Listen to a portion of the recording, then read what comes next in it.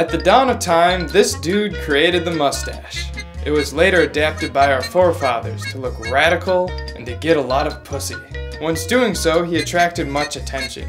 Bearded men cowered before him, while beautiful hags were going down on him. As time went by, everyone was wearing it, and everyone was drunk.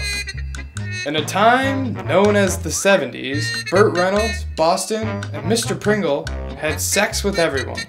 The girls were hotter, the pot was stickier, and classic rock was just rock. The Village People and Freddie Mercury, the best singer in the world, did their best to promote it as a gay style. Their hard work carries on today at sporting events all over the world. As time went by, Burt Reynolds continued to get even fucking cooler. Somewhere along the line, the mustache became synonymous with weirdos, jack-offs, sexual predators, and 70s porno. I haven't a clue why. Like many things of the past, the mustache has nearly disappeared, but not completely, and it's fighting its way back. It will fight the beard to the death as the most popular form of facial hair manipulation. This movie is My Mustache.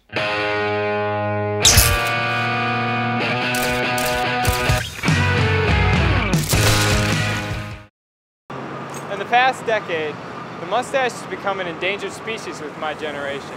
What happened to it? Was it cultural changes? Was it negative stereotypes? I came out to the streets to investigate further. What would you do if your boyfriend came home with a mustache? If he had a beard and he shaved into a mustache? What would I do? Probably nothing out of the ordinary. I probably think it was hot. I like mustaches. Awesome. Because of my mustache, I noticed people were specifically treating me differently. Would you guys like to participate in a documentary about mustaches? Can I ask you some questions for a survey? Can I ask you guys a couple questions for a college documentary real quick? Why did you decide to shave into a mustache? Because I can't grow any hair here or here for the most part. So it's pretty much here and here. So it's just a maintenance thing? It's easy to take care of? Yeah, I hate shaving in the morning. What about you guys?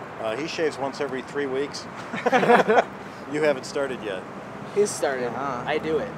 What? Can shave the short, close fuzz off a peach without harming its tender skin. Just at some point in their adolescence, you know, they realize, like, you know, when I can grow a mustache, I'm gonna. The first time that you shave yourself, it means something. The first time you have something that's worth shaving and you actually hit that razor on the sink and something comes out, you're like, yeah. Well, I was a teenage kid for a while and I, started shaving. My brother-in-law taught me how to shave. I would just get some scruff and stubble and look kind of stupid and like a little kid. And some guy walks up and he was like, "Hey bro, I totally dig your goatee, man. That's dope, man." And I was like, "Goatee? Oh." They do it, and then they're like lifers, I think, typically. So how did I become a lifer? In the summer of 2003, I shaved into my first mustache for a holiday of epic proportions. Cinco de Mustache is this sweet holiday that happens on the 5th of July. Because let's face it, we're all pretty disappointed by 4th of July. Fireworks don't really do it for Generation X, Y, and Z, right? So I told all my friends that we were going to celebrate Cinco de Mustache this year. So for the month of June, probably 10 of us in Muskegon grew beards all summer long, and on the 5th of July, we shaved them off and we partied all day with mustaches. We played some baseball in the morning, we went to the beach to play some volleyball, and then we partied at a bar at night. And that's it, it's as simple as that. It's sports all day and party at a public bar at night with mustaches. What you have to do is grow a really embarrassing mustache just from your nostrils to the top of your lip, and that's it. Nothing more, nothing less. Just the embarrassing mustache that your dad had in the 80s. No soul patch to sort of put a little button on it, no. Just the mustache. Just the mustache for Cinco de Mustache, that's all we need. It's sort of a look that makes people go hipster, but it shouldn't. People should go, nice guy. I think I'm a pretty nice guy, but nice guy or not, some women are not accepting my stash. Hi guys, would you like to participate in a documentary about mustaches? Sorry. A lot of the young ladies these days are kind of, they fear it. They fear your potency. I think the mustache makes you look kind of like a pedophile. Like you just are always on the prowl. I've been picking up a few chicks. They're totally weird. I found it. It's from Lord of the Rings, Hobbits. Or sort of white trashy, like you should be listening to Metallica. Why would you have hair here and not here? I do think mustaches have like a sexual like creepiness. I mean, I read an article not too long ago that directly related the frequency of a man shaving with how often he had sex. But I just think mustaches are kind of creepy. Yeah, no, I think bad porno. The porn actor. And then I think that's the creepy part about it is like old guys like make the like pussy tickler joke. That's fucking creepy.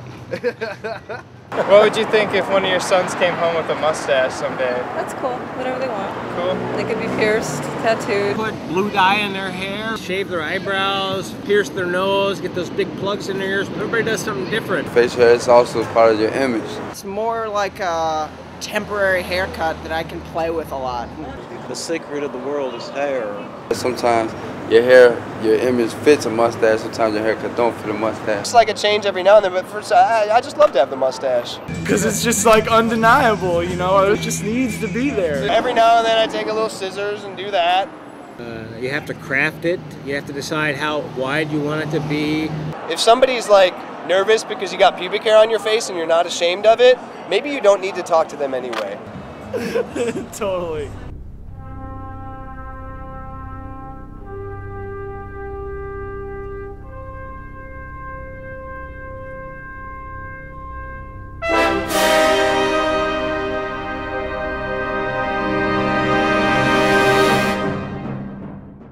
Hi, we're at the World Can't Wait rally here today in Chicago. We're talking to people about Bush and whether he'd be a better president if he had a mustache or not.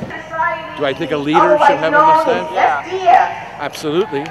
I don't trust a guy without a mustache. There's actually some t-shirts that are on display here with showing Bush with a mustache. I think it indicates his preference to very small thinking. You know, I think the size of a mustache is relative to the size of a person's dynamics. I don't think the mustache itself is what gives power to people, although it may give them confidence enough to take the power that they find. I spent 2 years in Iraq. I got a funny story about mustaches. One day there was a story about graffiti in Baghdad. So you read the story, and in the story itself, it explains what it said. And it said, "Saddam, where's your mustache?" But the whole point is, apparently, in Iraq, if you don't have a mustache, you're gay. After Saddam got caught, they shaved him completely. They took his mustache, that crazy beard, they took it all away, and he had no power. Saddam, where's your manhood? They were saying, Saddam, where's your power? I would say that in Iraq, a mustache means you're a man. But it's funny because, you know, American leaders, you talk about leaders, don't want facial hair at all.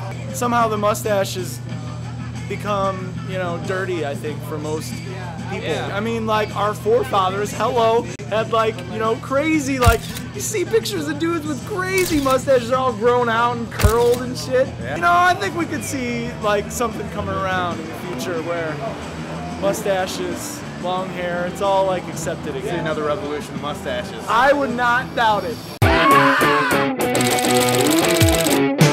So what's going on with mustaches these days? Mustaches, I think they get a lot of disrespect now.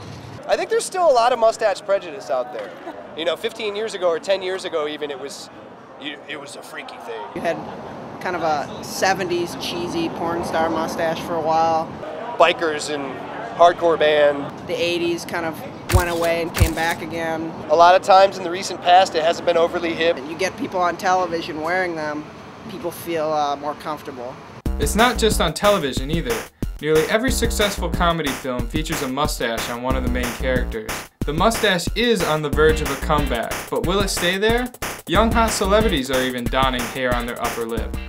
You see people who you wouldn't see wearing mustaches 6 months ago, now wearing them again. They might be gone soon though. I hope they aren't leaving soon, but it is possible. The best part about having a mustache is forgetting you have one, and then laughing at people's reactions. My mustache says I refuse to take myself seriously. I like to think it helps people become more comfortable with the stash, and perhaps encourage others to don hair on their upper lip as well, like our rock and roll forefathers. We're living with a mustache. Yeah, yeah, yeah. We're living with a mustache. We're living with a mustache. Yeah, yeah, yeah. I've been invited to a mustache party called Bring Your Mustache, and we're going to go inside and talk to people about their mustaches and mustache culture. So we're hoping to have fun. Let's go in. $5 vodka.